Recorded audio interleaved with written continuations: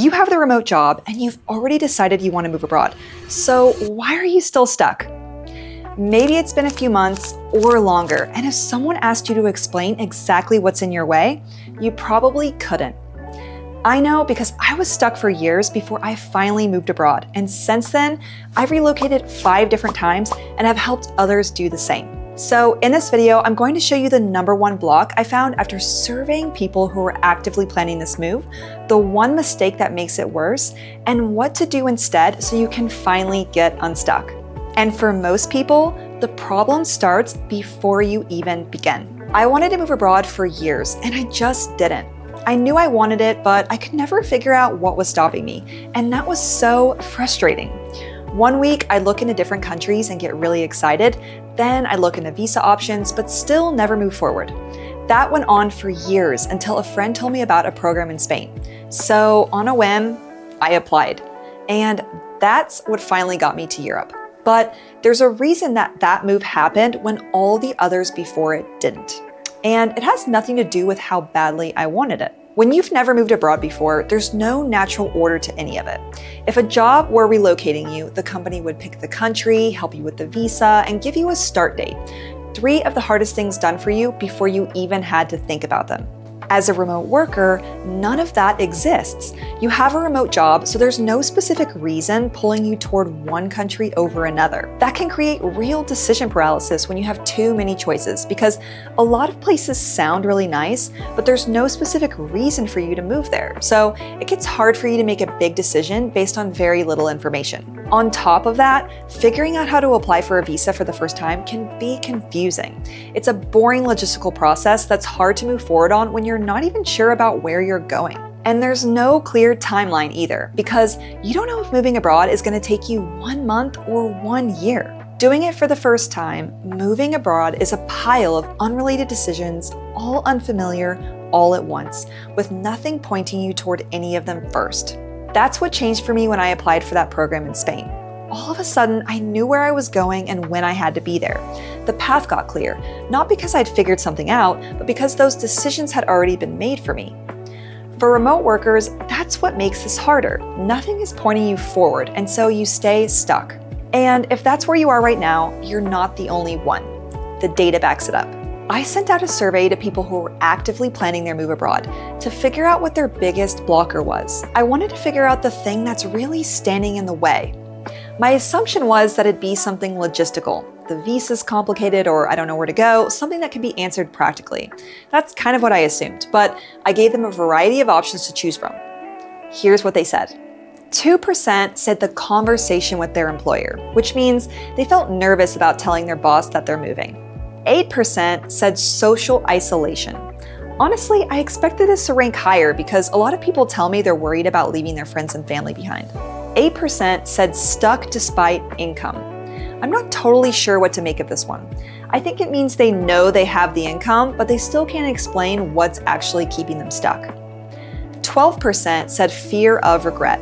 This one surprised me too. I would have expected it to be higher because moving abroad is such a huge life change, and when I talk to people, I do hear that fear come up, but I guess it's not the main thing holding people back.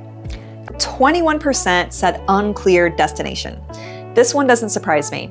It's funny because a lot of Americans will tell you that they want to move abroad but have no idea where, and have a list of totally different countries with no real reason behind any of them besides maybe it's an easy visa or they saw it on Instagram. So 1/5 of people feeling this way doesn't surprise me at all. And now for the majority blocker keeping most people from moving abroad. 58% said overwhelmed. It beat out every other answer on the list, including the ones I expected to win. But when I saw it, I understood why. It reminded me of how I felt before my first move abroad, and it made sense. And that's when it clicked for me. I thought the biggest blocker would be practical, but actually it's emotional. A lot of the other responses on that list are just versions of overwhelm too. Unclear destination is overwhelmed because you've got too many options and no way to narrow them down. Stuck despite income is overwhelmed because that person has the job and still can't explain why they haven't moved. There's just too much going on for them to point to one thing. So if you feel stuck right now, you're not alone. Almost everyone planning this move feels exactly the same way. But knowing that won't make you feel less overwhelmed. And what you're likely to do next can actually make it worse. I had a client who wanted to move abroad for years, and like everybody else, she felt overwhelmed. So she did a lot of research. Every visa option available to her in Europe, she knew it. She'd even done scouting trips to figure out if she'd want to live there. By the time we talked, she was one of the most knowledgeable people I'd worked with. But she was still stuck. All that research was her way of trying to overcome the overwhelm, and it wasn't working.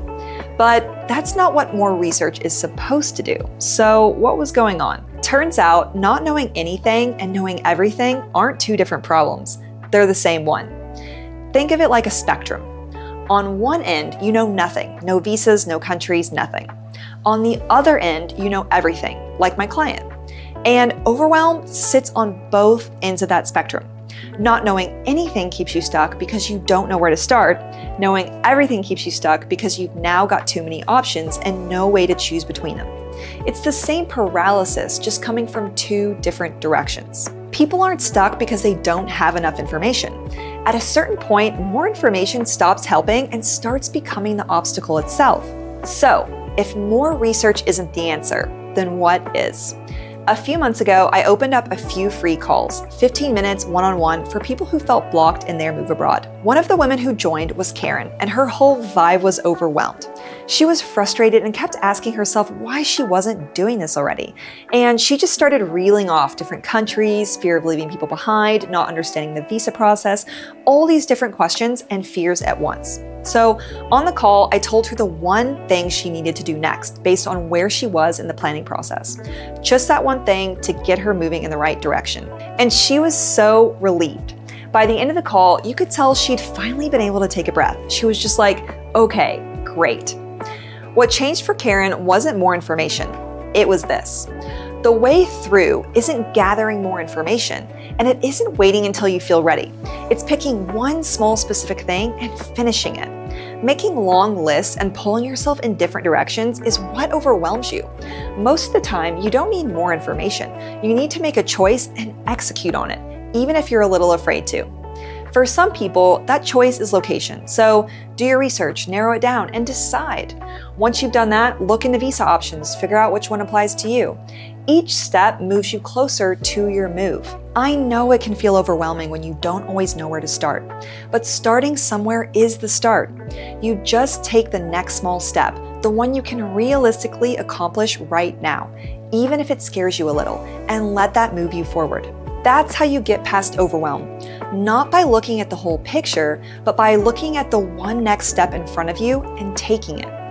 And you don't have to figure out what that next step is on your own. I'm opening up a limited number of those same free calls, 15 minutes one-on-one to help you find your one next step and get you moving forward. You'll find the link to schedule your call in the description.